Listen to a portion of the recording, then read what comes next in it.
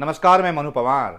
मुझे नहीं पता कि वो कौन सी पीआर एजेंसी है जो कि धामी साहब का पब्लिक रिलेशंस का काम देख रही है। लेकिन XYZ वो जो भी एजेंसी हो, वो धामी साहब की इमेज को चमका नहीं रही है, बल्कि उल्टे पॉलिटिकली उनका नुकसान ही कर रही है, या यूं कहूं कि उनकी जो रही सही इमेज है उसका भी बंटाधार कर रही है। इसे ऐसे समझिए कि जिन घटनाओं और जिन मौकों पर मुख्यमंत्री को संवेदनशील न सिर्फ होना चाहिए बल्कि दिखना भी चाहिए, उन मौकों पर हमारे सीएम धामी साहब की पीआर एजेंसी उनकी जो है, कभी ठेले पर चाय बनाते, कभी अदरक कूटते, कभी बच्चों के साथ फुटबॉल खेलते, कभी हॉकी पर हाथ आजमाते, कभी मॉर्निंग वॉक करते, या कभी मुंबई में समंदर के किनारे टहलने के वीडियो बनवा रही है, रील्स बनवा रही है, और उसे धामी साहब के सोशल मीडिया अकाउंट से बाकायदा पब्लिक के लिए उनको पोस्ट किया जा रहा है।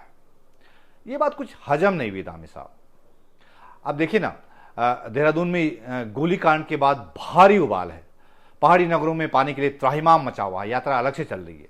उससे पहले उत्तराखंड में जो है, विंसर के जंगलों में आग, कितनी भयानक घटना हुई आग की, और आग बुझाने गए 4 वनकर्मी जिंदा जल गए और बाकी 4 जिंदगी की जंग लड़ रहे हैं।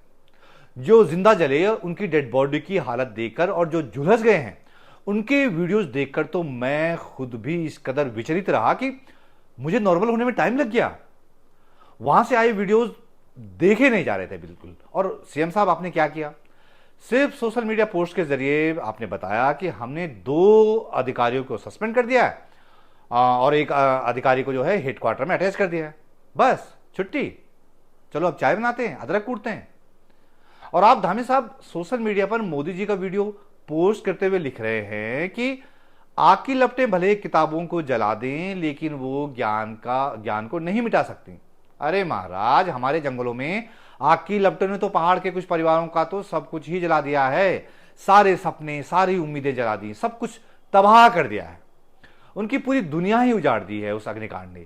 उनके लिए भी तो कुछ कहिए, उनके लिए भी तो कुछ करिए महाराज। लेकिन करने के नाम पर आपकी सरकार के मंत्री क्या कर रहे हैं? जरा प्रेमचंद अग्रवाल की ये नौटंकी देखिए। अरे महाराज, गर्मियों का सीजन शुरू होने से पहले अगर आपने इंतजाम किए होते ना, तो इस तरह की नौटंकी की जरूरत ही नहीं पड़ती। मंत्री जी भला कैमरे के सामने पत्तियों से आग बुझाने की चेष्टा क्यों करने लगे? इसका मतलब यह है कि जब आपको तैयारियां करनी थी तब आप सोए रहे।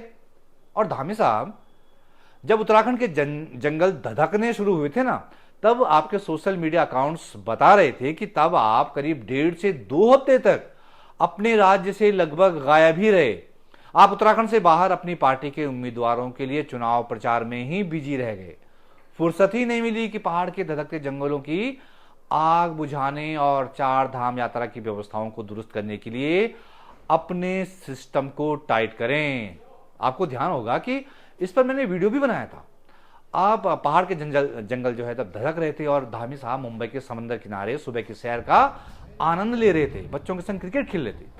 बाद में सुप्रीम कोर्ट से भी उत्तराखंड सरकार को फटकार पड़ी, तब जाकर धामी साहब दौड़े दौड़े चले आए और फिर उनका फोटो ऑप चालू हो गया। धामी साहब, आपका जो ये जो पब्लिक रिलेशंस का काम चल रहा है ना, इस पर कृपया खुद भी नजर रखिए। आप राज्य की सरकार के मुखिया हैं। ऐसे मौकों पर आपको सुपर एक्टिव मोड पर दिखना चाहिए, सेंसिटिविटी दिखानी चाहिए महाराज। और तब आप क्या कर रहे हैं पता है? आप सरोवर नगरी नैनीताल के किनारे सड़क पर एक चाय के ठेले पर उसे चाय बनाना सिखा रहे हैं। चाय में अदरक का अनुपात कितना होता है ये समझा रहे हैं। नैनीताल के फ्लैट्स मैदान पर बच्चों के साथ फुटबॉल, हॉकी का लुत्फ उठा रहे हैं। उसी कुमाऊं इलाके में विंसर के जंगल में वो झकझोरने वाली वारदात हुई है, वो क्रूर घटना हुई है। उन पीड़ित परिवारों के आंसू पोंछने चले जाते तो आपका क्या बिगड़ जाता? धामी साहब, इस प्रचार से आप भले ही गदगद फील कर रहे हों, लेकिन उत्तराखंड की जनता सब देख रही है। ऐसे नाजुक मौकों पर इस तरह की हरकतों से आपको माइनस मार्किंग ही मिलेगी। बड़े बुजुर्गों से सुना है कि जनता की लाठी में आवाज नहीं होती।